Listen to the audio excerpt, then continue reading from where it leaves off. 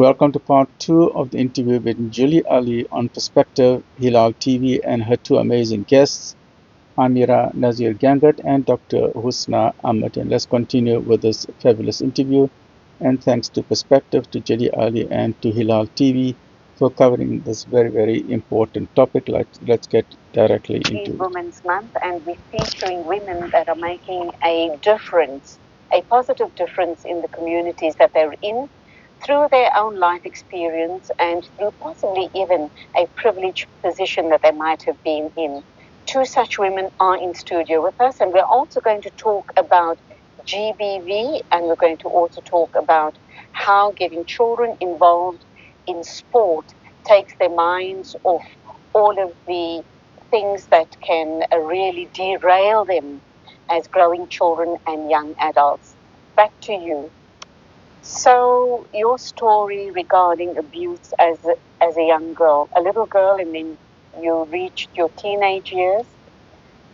You were marginalized because you decided to speak out about your situation. What was the next step? Who was kind? Who embraced you and said to you, it's not your fault, and trying to help you pick up the pieces and move forward in life? It's actually a very funny story because the people that you think to expect are the ones that will understand and support you. I found that they were the ones that were ill-equipped in the sense, and that being my very, very close family, like my mother, my brother, they couldn't fathom and they couldn't accept, like this is what has happened, and they couldn't even take, the next step forward to say that, let's embrace this and let's see how we're going to move forward from there. They were still, stuck into people shouldn't know, it isn't something that should be spoken about. So they were probably shocked. They couldn't believe that something like that happened to you. And they didn't know how to respond. Yes. And they then, after you having shared your story with them, probably exposed them to a secondhand trauma of what you had been through. And then once again, the guilt of not having protected you, the shame, the embarrassment, the judgment, all of that. How did you start putting the pieces together? The people that tried to help you, what were the first steps in letting you know that it was not your fault and you can still make a life for yourself? So basically what I found was it was more outsiders that actually embraced the situation and were more, that gave me that ability to be able to speak about it, and also gave me the ability to stand tall, that even though this has happened to you, it doesn't define who I am as a person, but it definitely gives me the space and the platform to be able to make a difference in someone else's life by speaking about it. And so, like I said, the people close to me, they were not equipped for that, and they couldn't handle the situation. So I didn't receive the support from them. In fact, that is where I got the most backlash, you could say.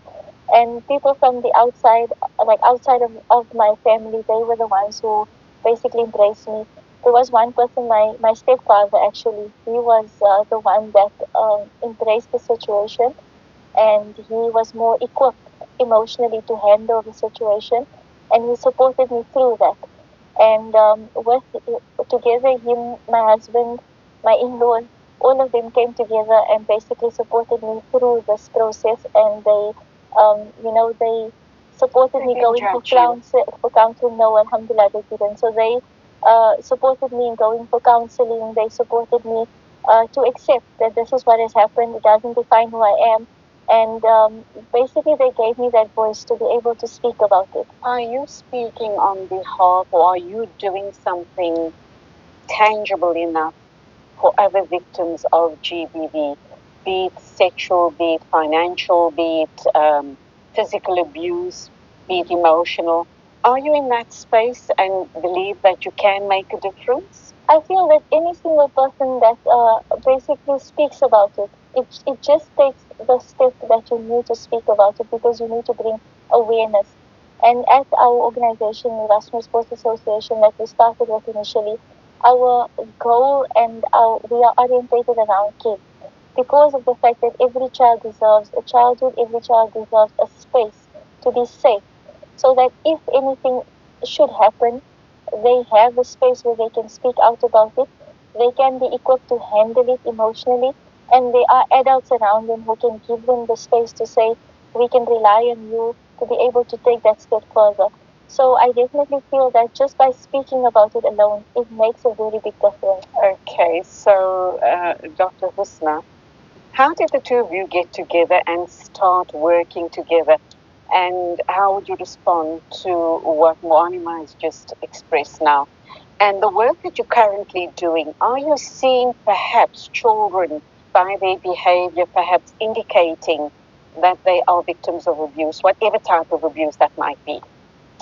Absolutely. So how I got to meet Ameera actually is a beautiful story, and it's through my work, essentially, alhamdulillah. So I joined the Islamic Medical Association. I'm a member of the Islamic Medical Association of South Africa, and I did volunteer work, and they had a free health screening for the kids at the Erasmia Sports Association last year, and that was the first of the biannual health screenings as part of our program, and we'd love to get into it and explain more about that later on. So through that, I met Mohammed and Ameera, the founder and co-founder of the organization. And I was really inspired about the work that they were doing. And like I told you, I come from a space of adult medicine.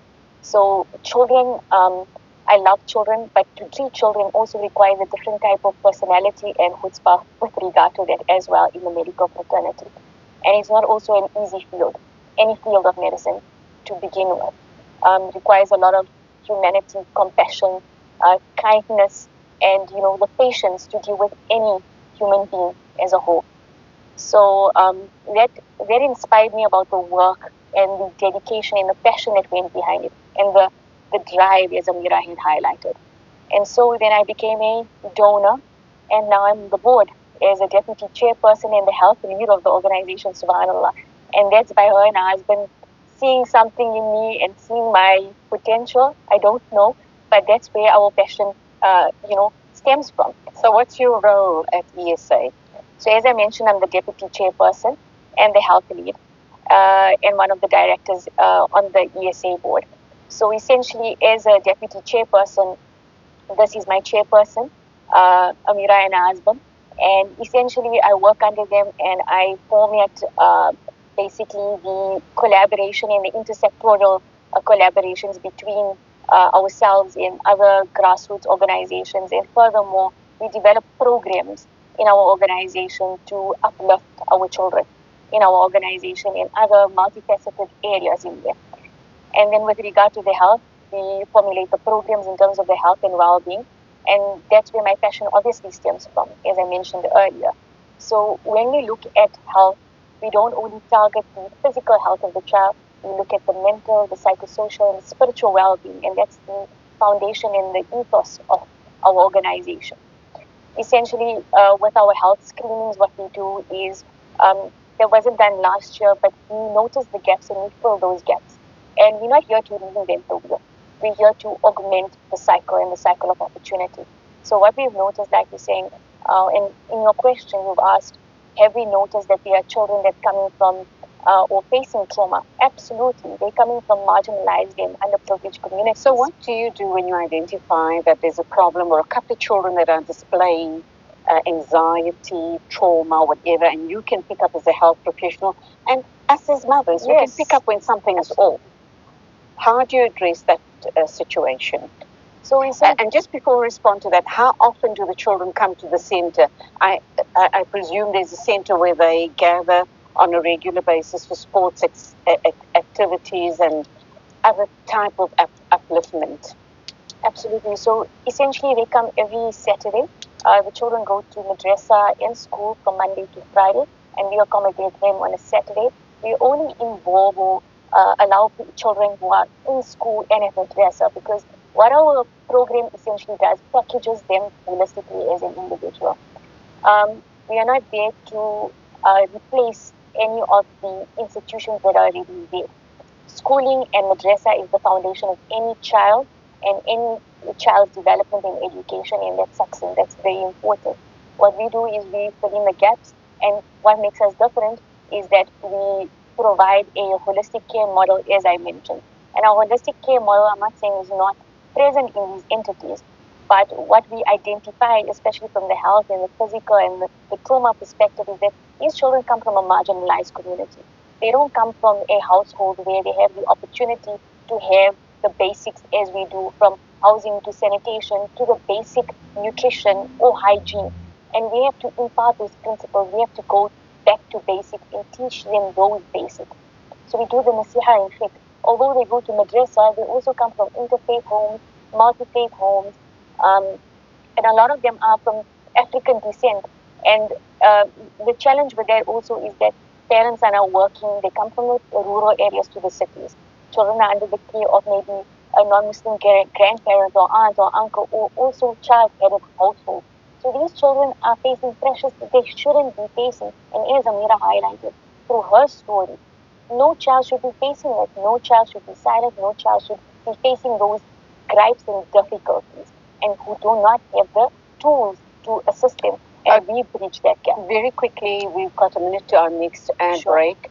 How do you then address the issue? Do you have counselors who interact with the children to try and get to the root of their problem? And obviously, you get their parents involved as well. And then how does this ongoing counseling or therapy work with those children? Okay, so we've got a collaboration with the Laudium Child or the Laudium CHC, and they have psychosocial entities there. We have social work, mental health.